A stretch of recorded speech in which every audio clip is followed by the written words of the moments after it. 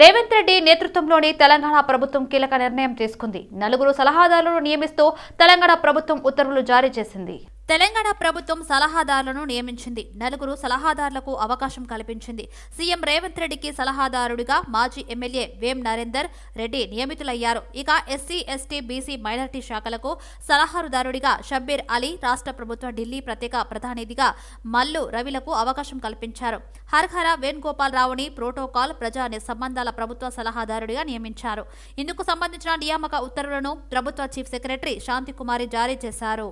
హైదరాబాద్లోని నల్లకుంటలో కేంద్ర మంత్రి బీజేపీ రాష్ట్ర అధ్యక్షుడు కిషన్ రెడ్డి పర్యటించారు. అనంతరం శివం రోడ్లో ఉన్న అడ్వాన్స్డ్ ట్రైనింగ్ ఇన్స్టిట్యూట్లో కేంద్ర నైపుణ్యాభివృద్ధి మంత్రిత్వ శాఖ ఆధ్వర్యంలో నిర్మించిన నేషనల్ స్కిల్ ట్రైనింగ్ ఇన్స్టిట్యూట్ నూతన భవనాన్ని కిషన్ రెడ్డి ప్రారంభించారు. భారత ప్రధాని నరేంద్ర మోదీ కృషితో హైదరాబాద్లో యువతులకు నైపుణ్యాభివృద్ధి శిక్షణ కోసం అధునాతన నేషనల్ స్కిల్ ట్రైనింగ్ ఇన్స్టిట్యూట్ ప్రారంభించుకోవడం సంతోషంగా ఉందని కిషన్ రెడ్డి అన్నారు. నరేంద్ర మోదీ నైపుణ్య శిక్షణ కేంద్రాలతో అవితలను దేశాభివృద్ధిలో భాగస్వామ్యం చేస్తూ ప్రోత్సాహం అందిస్తున్నారు. గత 10 ఏళ్ల పాలనలో నరేంద్ర మోదీ మహిళా అభ్యున్నతి, సంక్షేమం, సాధికారిత కోసం అనేక కార్యక్రమాలు చేపట్టని కొనియాడారు. దేశంలో ఏ ఇంజనీరింగ్ కాలేజీకి వెళ్లినా ప్రతిభ కనబర్చి ప్రతిష్టాత్మకమైన అవార్డులను అందుకుంటున్న వారిలో 75% మంది విద్యార్థులే ఉన్నారని అన్నారు. అన్ని రంగాల్లో మహిళా సాధికారిత పెంచేలా నరేంద్ర మోదీ ప్రభుత్వం కృషి చేస్తుందని పేర్కొన్నారు. సైనిక్ స్కూల్ ఉంటాయి. సైనిక్ స్కూల్లో మరి గతంలో అమ్మాయిలను చేర్చుకునేటువంటి వాళ్ళు కాదు. ఈరోజు చేర్చుకోవడమే కాదు, అమ్మాయిలకు సైనిక్ స్కూల్లో రిజర్వేషన్ కూడా కల్పించినటువంటి ఘనత నరేంద్ర మోడీ గారికి దక్కుతుందనే విషయాన్ని ఈ సందర్భంగా మనిస్తున్నాను. మహిళలందరూ కూడా Jan Dhan accounts, bank accounts open చేయాలనే దృక్పథంతో ఈరోజు దేశంలో ఉన్నటువంటి పేద వాళ్లకు, ముఖ్యంగా మహిళలకు 28 కోట్ల ఒక్క జనధన మహిళా అకౌంట్లు మాత్రమే ఓపెన్ చేసిన విషయాన్ని ఈ సందర్భంగా నేను మనిస్తున్నాను. అంతేకాకుండా గ్రామీణ ప్రాంతాల్లో పేద ప్రజల్లో ఇళ్లలో టాయిలెట్స్ లేక మహిళలు అనేక రకాలుగా ఆత్మగౌరవానికి దెబ్బతినే విధంగా ఇబ్బంది పడుతున్నటువంటి నేపథ్యంలో మరి ఈరోజు గౌరవ భవన్ పేరుతో అందరి ఇళ్లలో కూడా టాయిలెట్లు ఉండే విధంగా ఈ దేశంలో నిర్ణయం తీసుకొని కేంద్ర ప్రభుత్వము కోట్లాది టాయిలెట్లు నిర్మాణం చేసి మహిళల యొక్క ఆత్మ గౌరవాన్ని పెంచినటువంటి విషయాన్ని కూడా ఈ సందర్భంగా నేను మనిస్తున్నాను. అంతేకాకుండా ఈరోజు మీకు తెలుసు, ముస్లిం ఆడబిడ్డల మెడ మీద ఒక కత్తిలాగా వేలాడుతున్నటువంటి త్రిపుల్ తలాక్ ఏదైతే ఉందో, ఆ యొక్క త్రిపుల్ తలాక్ చట్టాన్ని ఏదైతే రద్దు చేసి ముస్లింలకు సంబంధించినటువంటి ఆడబిడ్డలకు ఒక అన్నగా, ఒక తమ్ముడుగా, ఒక సోదరుడుగా నరేంద్ర మోడీ గారు ఈ దేశంలో ఉన్నటువంటి 10 కోట్లకు పైగా ముస్లిం మహిళల యొక్క గౌరవాన్ని పెంచి వారికి కూడా సమాన హక్కులు కల్పించినటువంటి ఘనత నరేంద్ర మోడీ గారికి దక్కుతుంది. అంతేకాకుండా ఈరోజు చూస్తా ఉన్నాం, మనము అన్ని రకాలుగా ఈరోజు మరి కేంద్ర ప్రభుత్వం ఆధ్వర్యంలో అనేక రకాల కార్యక్రమాలు తీసుకోవడం జరిగింది. అంతేకాదు అది ఉపాధి పెంచేటువంటి కార్యక్రమం కూడా ఈరోజు చాలా పెద్ద ఎత్తున చేపడతా ఉన్నాం. అన్ని రంగాలలో మహిళల సాధికారత పెంచేటువంటి విషయంలో నరేంద్ర మోడీ గారి ప్రభుత్వం తీసుకున్నటువంటి చర్యలు మనకందరికీ తెలుసు. అందులో భాగంగా ఈరోజు మన యొక్క హైదరాబాద్ నగరంలో ఈ యొక్క మరి ఇన్స్టిట్యూట్ ఏదైతే ఉన్నదో నేషనల్ స్కిల్ డెవలప్మెంట్ ఇన్స్టిట్యూట్ ఈ యొక్క ఉమెన్స్ విభాగాన్ని ఈ రోజు నుంచి మనం అఫీషియల్ గా ప్రారంభించుకుంటున్నాం. ఇక్కడ భువనగిరిలో 100 కోట్లతో స్టేడియం నిర్మించి జాతీయ స్థాయిలో హైదరాబాద్ తర్వాత ఇక్కడ క్రీడలు నిర్వహించే విధంగా ఏర్పాటు చేస్తామని రోడ్లు, భవనాల శాఖ మంత్రి కోమటిరెడ్డి వెంకటరెడ్డి అన్నారు. కలెక్టరేట్లో పలు అభివృద్ధి పనులపై సమీక్ష నిర్వహించారు. Baswapur model cricket stadium, Bhuvanagiri municipality గురించి అధికారులతో చర్చించామన్నారు. భువనగిరి కిల్లా రోప్ వే పనులను తొందరలోనే టెండర్లా పిలుస్తామని పేర్కొన్నారు. కొలనుపాక వద్ద వాగుపై 17 కోట్లతో నిర్మాణం చేపడతామని మంత్రి కోమటిరెడ్డి అన్నారు. స్ట్రీట్ లైట్స్ ఏర్పాటు చేసి టూరిజం స్పాట్ గా అభివృద్ధి చేస్తామని పేర్కొన్నారు. 6 గ్యారంటీలను తప్పకుండా అమలు చేస్తామని మంత్రి హామీ ఇచ్చారు. అయోధ్య నగరంలో రేపు జరగబోయే భవ్య రామ మందిరం ప్రారంభోత్సవం సందర్భంగా నగరంలో పలు చోట్ల సందడి మొదలైంది. ప్రారంభోత్సవాల సందర్భంగా పటంచెరు పట్టణం మొత్తం శోభాయమానంగా కటౌట్లు, జెండాలతో సుందరంగా ముస్తాబైంది. స్థానిక రామాలయంలో రేపు అనేక పూజా కార్యక్రమాలు, అన్నదాన కార్యక్రమం, రామమందిర ప్రారంభోత్సవాలను తిలకించడానికి భారీ ఎల్ఈడీ తెరలను పటంచెరు ఎమ్మెల్యే గూడెం మహిపాల్ రెడ్డి, కార్పొరేటర్ మెట్టు కుమార్ యాదవ్ సహకారంతో ఏర్పాట్లు చేస్తున్నామని ఆలయ అర్చకులు తెలిపారు. రేపు అయోధ్యలో భవ్య రామ మందిరం ప్రారంభోత్సవం సందర్భంగా దేశం మొత్తం కూడా సంబరాలు జరుగుతున్నాయి. అందులో భాగంగానే పటాన్చెరులోని రామ మందిరంలో మనం ఉన్నాం. ఇప్పుడు రేపు అసలు ఇక్కడ ఏమేమి కార్యక్రమాలు జరగబోతున్నాయో విషయాన్ని తెలుసుకుందాం. మన దగ్గర రామ మందిర పూజారి గారు ఉన్నారు, వారితో ఒకసారి మాట్లాడే ప్రయత్నం చేద్దాం. చెప్పండి పంతులు గారు, రేపు ఏమేమి ప్రోగ్రామ్ చేస్తుంది? జై శ్రీమన్నారాయణ. హిందూ బంధువులారా, రేపు ఉదయం 9:30కు శాంతి కళ్యాణ మహోత్సవం మరియు మధ్యాహ్నం 12:30కు అన్నదాన సంతర్పణ మరియు సాయంకాలం దీపోత్సవం జరుగుతుంది. కావున భక్తులు విచ్చేసి ఆ రాముని కృపాకటాక్ష వీక్షణాలు పొందాలని మా యొక్క విజ్ఞప్తి. ఇక్కడ ఏమేమి ఏర్పాట్లు చేస్తున్నారు అంటే ఇక్కడ లైవ్గా ఏదైనా ఏర్పాటు చేస్తున్నారు అంటే అక్కడ నుంచి వీక్షించడానికి కానీ ఏమైనా ఏర్పాట్లు అంటే స్క్రీన్లు పెడుతున్నారండి. ఈ ప్రథమ పౌరుడు కార్పొరేటర్ గారు మరియు ఎమ్మెల్యే గారి సహకారంతో వాళ్ళు చేస్తున్నారు కార్యక్రమం. రేపు ఇక్కడ ఒక అయోధ్యలో జరిగే మొత్తం కార్యక్రమాన్ని కూడా ఇక్కడ లైవ్ తెలియదాం. ఇక్కడ ప్రజలు తిలకించేందుకు లైవ్ ప్రోగ్రామ్ అంటే స్క్రీన్లు ఏర్పాట్లు చేస్తున్నారు. కెమెరా పర్సన్ తో రిపోర్టర్ శంకర్, పటాన్చెరు. తార్నాక డివిజన్ లాలాపేట్లోని జయశంకర్ స్టేడియంలో ఉచిత హెల్త్ క్యాంప్ కార్యక్రమం నిర్వహించారు. ప్రజల ఆరోగ్యం కోసమే గున్నాస్ డయాగ్నోస్టిక్స్ వారి ఆధ్వర్యంలో ఉచిత హెల్త్ క్యాంపు చేపట్టారు. వివిధ రకాలైన వ్యాధులతో అనేక ఇబ్బందులు పడుతున్న ప్రజల కోసం గున్నాస్ డయాగ్నోస్టిక్స్ వారికి ఉచితంగా బీపీ, షుగర్, ఈసీజీ, పలు రకాల పరీక్షలు, రకాల వైద్య సేవలు ఉచితంగా అందజేశారు. ఉచిత వైద్య శిబిరాలు నిర్వహించి ప్రజలు ఆరోగ్యంగా ఉండే విధంగా క్యాంపులు నిర్వహించడం జరుగుతుందని గున్నాస్ డయాగ్నోస్టిక్స్ నిర్వాహకులు అన్నారు. ఈ అవకాశాన్ని స్థానిక ప్రజలు సద్వినియోగం చేసుకోవాలని నిర్వాహకులు కోరారు. అయోధ్యలో శ్రీరాముని విగ్రహ ప్రాణ ప్రతిష్ఠ మహోత్సవం పురస్కరించుకుని బీజేపీ తెలంగాణ ఎండోమెంట్ సెల్ ఆధ్వర్యంలో హైదరాబాద్ తార్నాక ఉస్మానియా యూనివర్సిటీ శివాలయంలో శ్రీరామ పట్టాభిషేకం నిర్వహించారు. ఈ కార్యక్రమానికి ముఖ్య అతిథిగా సినీ నటుడు తనికెళ్ల భరణి, బీజేపీ మాజీ ఎమ్మెల్సీ రామచంద్రరావు హాజరయ్యారు. అయోధ్యలో శ్రీరాముని ప్రాణ ప్రతిష్ఠ నేపథ్యంలో వారం రోజుల నుండి ప్రతి దేవాలయంలో చుట్టూ పరిసరాలను శుభ్రం చేస్తున్నామని బీజేపీ మాజీ ఎమ్మెల్సీ రామచంద్రరావు అన్నారు. రాముని అక్షింతలు ప్రతి ఇంటికి చేరేలాగా గొప్ప కార్యక్రమం చేపట్టామని తెలిపారు. దేశం మరియు ప్రపంచమంతా రాముని ప్రతిష్ఠ కోసం ఎదురు చూస్తుందని నటుడు తనికెళ్ల భరణి అన్నారు. శ్రీరాముని ప్రాణ ప్రతిష్ఠ లాంటి గొప్ప దినాన్ని మనం అందరము మతానికి అతీతంగా ఒక పండుగలాగా చేసుకోవాలని సంతోషం వ్యక్తం చేశారు.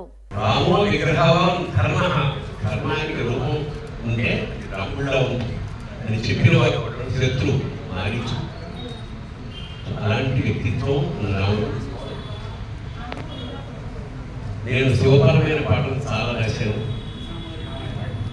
కానీ అందులో నాకు అభేదం ఉంది. ఎందుకంటే నేను ఆటగలరా శివ, ఆటగల కేసేవాళ్ళు, ఒక నాణ్యానికి 2 వైపులా ఉండాలని హిందూ అయిన ప్రతి ఒక్కరు కూడా గర్వించదగిన విషయం. కొన్ని వందల సంవత్సరాల నుండి పోరాటాలు, లక్షల మంది ప్రాణత్యాగాల తర్వాత ఈరోజు మన అయోధ్యలో బాలరాముని ప్రాణ ప్రతిష్ఠ చేసుకుంటున్నాం. ఆ సందర్భంగా ముందుగా ఈరోజు ఇక్కడ ఈ యొక్క రామ పట్టాభిషేకాన్ని ఏర్పాటు చేయడం జరిగింది. ఆ సందర్భంగా తనికెళ్ల భరణి గారు, ఎమ్మెల్సీ రామచంద్రరావు గారు, ఇంకా చాలామంది ముఖ్యులు కూడా, Tarnaka division farmer DGP Jayachandra గారు, మరి చాలామంది ముఖ్యులు కూడా ఇక్కడికి వచ్చేసినారు.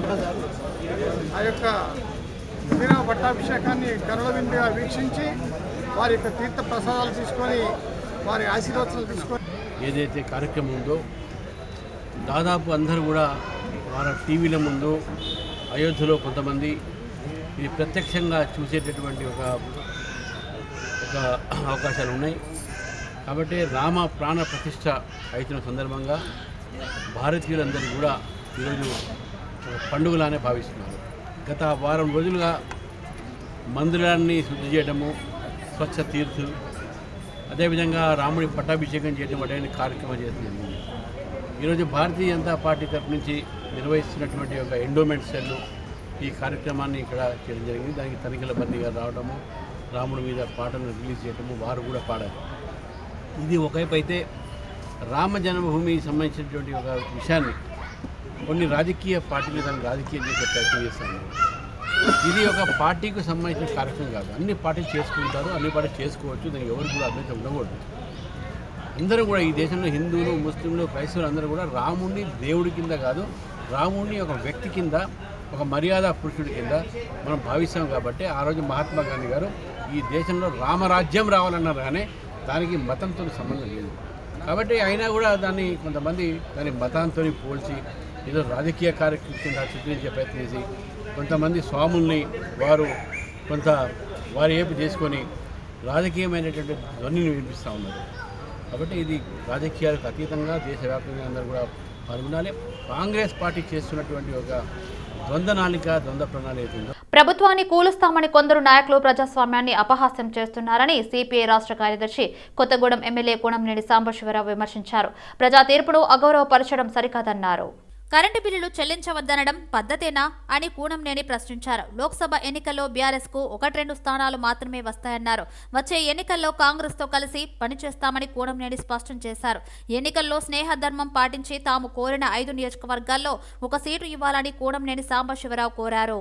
ప్రత్యేక తెలంగాణ రాష్ట్ర ఉద్యమంలో పనిచేసిన విద్యార్థి నాయకులతో తెలంగాణ విద్యార్థి ఉద్యమకారుల వేదిక ఆవిర్భవించింది. ఉస్మానియా యూనివర్సిటీ ఆర్ట్స్ కళాశాలలోని పొలిటికల్ సైన్స్ విభాగం సెమినార్ హాల్లో విద్యార్థి నాయకులు సమావేశమయ్యారు. ఈ సందర్భంగా తమ సంస్థను తెలంగాణ విద్యార్థి ఉద్యమకారుల వేదికగా ఏకగ్రీవంగా తీర్మానించారు. వేదిక రాష్ట్ర చైర్మన్ గా కంచర్ల బద్రి, మహిళా చైర్మన్ దోనివి కృష్ణలత, వైస్ చైర్మన్లుగా డాక్టర్ అందే కృష్ణ, రాధిక, మహాదేవ్, రంజిత్ పుట్ట, సూర్యప్రకాష్ గౌడ్లను ఎన్నుకున్నారు. ఎంతో మంది ప్రాణత్యాగాలతో తెలంగాణ వచ్చిందని విద్యార్థి నాయకులు గుర్తు చేసుకున్నారు. బద్రి చెప్పినట్టు ఈ తీర్మానాలతో పాటు ఇప్పుడు అన్నగారు చెప్పినట్టు మనం సమయం చాలా తక్కువ ఉన్నది. వీడికి సమయం చాలా వృధా అయిపోయింది. ఆ సమయాన్ని వినియోగించుకొని అందరం కలిసికట్టుగా ఆలస్యం కాకుండా మన డిమాండ్లను సాధించుకొని పకడ్బందీగా ప్లాన్గా ఎక్కువ సమయం కేటాయించి మన డిమాండ్లను మనం సాధించుకుంటే బాగుంటుంది. అసెంబ్లీ ప్రాంగణంలో మహాత్మా జ్యోతిబా పూలే విగ్రహాన్ని ప్రతిష్ఠించాలని బీఆర్ఎస్ ఎమ్మెల్సీ కవిత కోరారు. హైదర్గూడలోని న్యూ ఎమ్మెల్యే నివాస ప్రాంగణంలోని శాసనసభాపతి నివాసంలో స్పీకర్ గడ్డం ప్రసాదరావును కలిసి భారత జాగృతి తరపున వినతి పత్రం ఇచ్చారు. ఈ సందర్భంగా ఆమె మాట్లాడారు. అయోధ్య ప్రాణ ప్రతిష్ఠ కార్యక్రమానికి ఆహ్వానం అందలేదని, ఏదో ఒక రోజు అయోధ్యను సందర్శిస్తామని కవిత వివరించారు. బీఆర్ఎస్ పార్టీకి అఫీషియల్ గా అయోధ్య రామ మందిర్ ఇష్యూ మీద ఇన్విటేషన్ ఏం రాలేదు. అయినప్పటికీ రాముడు అందరు వాడు కొందరు వాడు కాదు. ఏదో ఒక సందర్భంలో ఏదో ఒక సమయంలో అయోధ్య విజిట్ చేసే అవకాశం తప్పకుండా వస్తుంది. పుణ్యక్షేత్రాలన్నీ కూడా సందర్శించేటట్టుగా ఏదో ఒకనాడు అయోధ్యను సందర్శించుకునేటటువంటి భాగ్యం మా అందరికి కూడా కలుగుతుందని నేను భావిస్తూ ఉన్నాను. బట్ రేపు జరిగేటటువంటి ఈవెంట్లో అఫీషియల్ ఇన్విటేషన్ లేదు కాబట్టి వెళ్ళలేకపోతా ఉన్నాం. బట్ రాములవారి టెంపుల్ కాబట్టి ఏదో ఒక సందర్భంలో తప్పకుండా వెళ్తాం. బీఆర్ఎస్ పార్టీని దేవుడు కూడా రక్షించలేడు అని పార్టీ సీనియర్ నాయకులు పిఎల్ శ్రీనివాస్ అన్నారు. బీఆర్ఎస్ పార్టీకి రాజీనామా చేసినట్లు పిఎల్ శ్రీనివాస్ తెలిపారు. సోమాజిగూడ ప్రెస్ క్లబ్ లో ఏర్పాటు చేసిన సమావేశంలో పార్టీని వీడేందుకు గల కారణాలను వివరించారు. పార్టీ కోసం అహర్నిశలు శ్రమించిన నాయకుల పట్ల అధిష్టానం తీరు తీవ్ర అభ్యంతరకరమని అన్నారు. అసెంబ్లీ ఎన్నికలలో ఆ పార్టీని ప్రజలు తిరస్కరించిన పార్టీ నాయకులు మాత్రం ఆత్మ పరిశీలన లేదని విమర్శించారు. పార్టీని నడిపే అగ్రనాయకులు కూడా పార్టీ ఓటమి ప్రజలు చేసిన తప్పు అని మాట్లాడడం విడ్డూరంగా ఉందని పిఎల్ శ్రీనివాస్ అన్నారు. ఆత్మవంచన చేసుకుని బీఆర్ఎస్ లో ఉండలేక పార్టీకి రాజీనామా చేసినట్లు తెలిపారు. ఈ నేపథ్యంలోనే పార్టీ నుంచి బయటకు వచ్చానని, శ్రేయోభిలాషులతో చర్చించి భవిష్యత్తు కార్యాచరణ ప్రకటిస్తానని పిఎల్ శ్రీనివాస్ అన్నారు. ఆ తర్వాత నేను 4 బుక్లు రాశాను. అంటే మేము చేసినటువంటి కార్యక్రమాలు. ఆ తర్వాత రెగ్యులర్గా నేను టీవీ డిబేట్స్ కానివ్వండి, లేకపోతే ఆర్టికల్స్ కానివ్వండి, ఇవన్నీ కూడా నాకు ఒక మంచి టీం ఉంది. అలాంటి టీంతో నేను పనిచేయడం జరిగింది. మీరు ఆశ్చర్యపోతారు, టీఆర్ఎస్ పార్టీలో నేను ఒక సభ్యుడిగానే ఉన్నాను. 10 సంవత్సరాల నుంచి ఒక సభ్యుడిగా ఇంత ఎక్స్పీరియన్స్ ఉంది. నగరంలో ఒక బీసీ నాయకుడుగా, విద్యార్థి నాయకుడుగా, యువజన నాయకుడుగా సిటీలో నేను పోటీ చేసి స్వల్ప విద్యార్థులను చేసినప్పుడు మొన్న ఎన్నికల్లో కౌన్సిల్ ఎలక్షన్లో మీ బాగా తెలుసు, నన్ను నామినేషన్ ఏమని ఫోన్ చేయడం జరిగింది. సీఎం గారికి అన్ని రెడీ చేసుకున్న తర్వాత చెప్తే బాగుండదు, మళ్ళీ కొద్దిసేపటికి వారిగాన్ని తీసుకురావడం జరిగింది. సంతోషం. ఒక మహిళ స్వర్గీయ ప్రధానమంత్రి గారు కూతురు నాకు సంతోషంగా ఉంటే కేసీఆర్ గారిని పిలవడము, వారి గారు చెప్పడము, తప్పకుండా శ్రీనివాస్ గెలిపిస్తారు. అతనే యూనివర్సిటీ చేశారు గ్రాడ్యుయేట్ కాన్స్టిట్యూన్సీలో, అతనికి బాగా అనుభవం ఉంది, అతను గెలిపిస్తారని చెప్పి నాతోనేమో ఎన్నోసార్లు పిలిచడం జరిగింది. నీకు ఎమ్మెల్సీ ఇస్తాను, ఎంపీ ఇస్తాను, చైర్మన్ ఇస్తాను, అవన్నీ నేను ఆశపడలేదు. కానీ ఒక చిన్న పదవి కూడా స్పోర్ట్స్ మ్యాన్, నేను టీవీలో వెళ్తాను, నేను బుక్స్ రాస్తాను, నాకున్న అనుభవాన్ని నేను యూటిలైజ్ చేసుకొని అంటే కూడా టీఆర్ఎస్ పార్టీ ఈ రోజు వరకు కూడా యూటిలైజ్ చేసుకోలేదు. నిన్న కూడా నిన్న సనత్నగర్ అసెంబ్లీ మన సెక్రటరీ పార్లమెంట్ అసెంబ్లీ కాన్స్టిట్యూన్సీ అసలు యాక్చువల్ 21st ఉండే అది నిన్న పోస్ట్ రీపోర్ట్ చేయడం జరిగింది. నాకు నిజంగా తెలియదు. 10 గంటలకు నాకు ఫోన్ చేసేసి ఆ హెడ్ ఆఫీస్ నుంచి చెప్పడం జరిగిందంటే అక్కడ వెళ్ళినప్పుడు అక్కడ ప్లేస్ లేకుండా టీకే వచ్చేసాడు. నా మనసు ఎందుకో బాధ అనిపించి నేను ఈ అనుభవాన్ని నాకున్న ఎక్స్పీరియన్స్ని పబ్లిక్ ఇవ్వాలనే ఉద్దేశంతో నేను ఈ పార్టీలో ఉంటే ఎప్పుడు కూడా చేయలేదు. ఈ టీఆర్ఎస్ పార్టీలో ఉంటే నన్ను పబ్లిక్లో ఉండనియదు కాబట్టి నేను పబ్లిక్లో ఉండేవాడిని. నాకు పబ్లిక్ అంటే చాలా ఇష్టం. 10 మంది పనిచేస్తే వాళ్ళు సంతోషంగా ఉంటే నేను ఆనందపడేటువంటి వ్యక్తిని. నేను ఓడిపోయినప్పటికి కూడా నేను మంచి ఎడ్యుకేషన్ ఇస్తాను. నేను కాలేజెస్ పెట్టాను. విద్యారంగంలో నేను 1990లో సిద్ధాంతి కాలేజ్ అని పెద్ద కాలేజ్ పెట్టాను. అప్పటి నుంచి వరకు అదేవిధంగా నేను ఎన్నో యాక్టివిటీలు నేను మైండ్ కాలేజ్ ప్రెసిడెంట్గా ఉన్నాను, ఎగ్జిబిషన్ సొసైటీ మెంబర్గా ఉన్నాను, బార్ స్కౌట్స్ అండ్ గైడ్స్ నుంచి వరల్డ్ అంతా తిరిగాను. More than 10 world conferences, 5 Asian conference. SC వర్గీకరణపై కేంద్ర ప్రభుత్వం కమిటీ వేయడాన్ని కాంగ్రెస్ ఖండిస్తుందని ఏఐసీసీ కార్యదర్శి సంపత్ కుమార్ అన్నారు. బీజేపీ మరోసారి మోసం చేసేందుకు యత్నిస్తుందని ధ్వజమెత్తారు. 10 ఏళ్లు ప్రేక్షక పాత్ర వహించిన బీజేపీ బీఆర్ఎస్ దళితులపై ఎంపీ ఎన్నికలు సమీపిస్తున్న వేళ కపట ప్రేమ చూపిస్తున్నాయని సంపత్ ఆక్షేపించారు. ఉషా మెహ్రా నివేదిక సిద్ధంగా ఉందని, చిత్తశుద్ధి ఉంటే దానిని అమలు చేయాలని సంపత్ కుమార్ డిమాండ్ చేశారు. తెలంగాణ, ఆంధ్రప్రదేశ్ మరియు కర్ణాటక రాష్ట్రాల్లో ఉన్నటువంటి దళితులను మోసం చేయడానికి బూటకపు నిర్ణయంగా భావిస్తా ఉన్నాం. భారతీయ జనతా పార్టీ వర్గీకరణ మీద వేసిన కమిటీ వారికి ఇవ్వాలన్నటువంటి చిత్తశుద్ధి ఉంటే, దళితుల మీద ప్రేమ ఉంటే ఈ 10 సంవత్సరాల్లోనే చేసి ఉండేవారు. కమిటీ పేరు మీద కాలయాపన చేసి రేపు పార్లమెంటు ఎన్నికల్లో మరొకసారి దగా చేసి మాయమాటలతో మోసం చేయడానికి చేస్తున్నటువంటి ప్రయత్నాన్ని తీవ్రంగా ఖండిస్తా ఉన్నాం. కమిటీ పేరు మీద కాలయాపన చేస్తే దళితులు చూస్తూ ఊరుకోరు. మరీ ముఖ్యంగా మాదిగల ఆగ్రహానికి గురి కావాల్సి వస్తుంది. భారతీయ జనతా పార్టీ మా నాయకులతో చర్చించి కాంగ్రెస్ పార్టీ కూడా ఒక కార్యాచరణ తీసుకొని ముందుకు పోతుందన్న విషయాన్ని తెలియజేస్తా ఉన్నాం. ప్రధాని మోదీ పిలుపు మేరకు ఆలయాల స్వచ్ఛత కార్యక్రమం విజయవంతంగా సాగుతుంది. ఇందులో భాగంగానే ఐఏఎస్ సదన్ డివిజన్ పరిధిలో ఉన్న శ్రీ అభయ ఆంజనేయ స్వామి టెంపుల్ దేవాలయంలో స్వచ్ఛత అభియాన్ కార్యక్రమంలో బీజేపీ కంటెస్టెడ్ ఎమ్మెల్యే వీరేందర్ బాబు యాదవ్ పాల్గొన్నారు. స్వచ్ఛత అభియాన్ కార్యక్రమంలో శ్రీ అభయ ఆంజనేయ స్వామి గుడిలో పరిసరాలను ఎమ్మెల్యే వీరేందర్ బాబు శుభ్రం చేశారు. అనంతరం మంచినీళ్ల పంపుతో ఆలయం గోపురం, విగ్రహాలను నీటితో కడిగారు. ప్రధాని పిలుపుతో స్వచ్ఛత అభియాన్ చేపట్టడం సంతోషంగా ఉందని ఎమ్మెల్యే అన్నారు. బాలికల సాధికారత కోసం హైదరాబాద్ నెక్లెస్ రోడ్లో నిర్వహించిన నడక ఉత్సాహంగా సాగింది. చైల్డ్ రైట్స్ అండ్ యూ సంస్థ ఆధ్వర్యంలో నెక్లెస్ రోడ్లోని మెట్రో స్టేషన్ నుంచి జలవిహార్ వరకు సాగిన నడకను women safety wing CID additional general of police Shikha Goyal జెండా ఊపి ప్రారంభించారు. ఈ కార్యక్రమంలో పెద్ద ఎత్తున బాలికలు, యువత పాల్గొన్నారు. మహిళలు, యువతులు, బాలికలు అందరూ అన్ని రంగాల్లో పాల్గొని ముందుకు సాగాలని శిఖా గోయల్ అన్నారు. మహిళలు ఎంత సాధించినా ఏందో చోట వేధింపులకు గురి అవుతున్నారన్నారు. మహిళా సాధికారత అనేది దశాబ్దాల నుంచి మాట్లాడుకుంటున్నామని, పూర్తి స్థాయిలో అమలు కావడం లేదని శిఖా గోయల్ వ్యాఖ్యానించారు. Telangana has the highest percentage of working women in the country. It is also no surprise Hyderabad has been rated as the best city in the country to live in. The Telangana police has been a leader in using innovative technologies. Besides She Team, we also have an initiative called Bharosa, which is basically a victim support center for women and children. The Bharosa centers again have been recognized by none other than the Honorable Supreme Court as the best model of a one-stop crisis center in the country. For women who are working, we have recently launched an initiative called Sahas. For women who face domestic violence, we have 27 exclusive centers in the Tri-Commissioners and GHMC area. For cyber awareness, more than 4,000, almost all government schools have been covered. 10,000 children have been trained as cyber ambassadors. పిల్లల నుంచి పెద్దల వరకు అందరినీ అలరించే నుమాయిష్ హైదరాబాద్లోని నాంపల్లిలో సందడిగా సాగుతుంది. దశాబ్దాల చరిత్ర కలిగిన ఎగ్జిబిషన్ను చూసేందుకు సందర్శకులు భారీ సంఖ్యలో తరలివస్తున్నారు. 46 రోజుల పాటు కొనసాగే నుమాయిష్లో ఈసారి దాదాపు 2000 స్టాళ్లను ఏర్పాటు చేశారు. వివిధ రాష్ట్రాల్లోని ఉత్పత్తులు, తినుబండారాలు, బొమ్మలు వంటివి ప్రదర్శనలో కొలువుదీరాయి.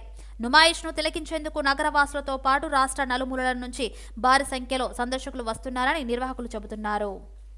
ఖమ్మంలో గంజాయి సరఫరాపై పోలీసులు ఉక్కుపాదం మోపారు. పట్టణంలోని యువకులకు గంజాయి సరఫరా చేస్తున్న 8 మంది సభ్యులను ఖమ్మం 2వ పట్టణ పోలీసులు టాస్క్ ఫోర్స్ పోలీసులు సంయుక్తంగా పట్టుకున్నారు. నిందితుల నుంచి 8 కేజీల గంజాయి, స్కూటీ, 7 సెల్ ఫోన్లు స్వాధీనం చేసుకున్నారు. వీరిలో 3 ఏపీకి చెందిన వారు కాగా మరో 5 ఖమ్మం జిల్లాలకు చెందిన వారిగా పోలీసులు గుర్తించారు. వీరంతా ముఠాగా ఏర్పడి ఒడిశా నుంచి గంజాయిని తీసుకొచ్చి ఖమ్మం, హైదరాబాద్ యువతకు సరఫరా చేస్తున్నట్లు ఖమ్మం సిపి సునీల్ దత్ తెలిపారు. ఒక గంజాయి సప్లయర్ అండ్ సెల్లర్ గ్యాంగ్ దొరికింది. ఇందులో ఒక case in crime number 29/2024 in NDPS act కింద నమోదు చేయడం జరిగింది. ఇందులో మనకు 8 persons అప్రిహెన్షన్ చేయడం జరిగింది. ఇందులో A1 మల్కాజ్గిరి ఒడిశా అండ్ ఆంధ్ర ఒడిశా బార్డర్కి పోయి అక్కడ నుంచి రెగ్యులర్గా గాంజా తీసుకొస్తున్నారు. తర్వాత లోకల్గా కూడా వాళ్ళకి ఒక గ్యాంగ్ ఉన్నాయి. వాళ్ళతో సహా లోకల్ డిస్ట్రిబ్యూషన్ కూడా చేస్తున్నారు. మేము వాళ్ళకి పట్టుకొచ్చి ఈ లోకల్ సెల్లర్స్, లోకల్ సప్లయర్స్కి కూడా గ్యాంగ్కి డీటెయిల్ తయారు చేసిన తర్వాత వాళ్ళకి కూడా పట్టుకోవడం జరిగింది.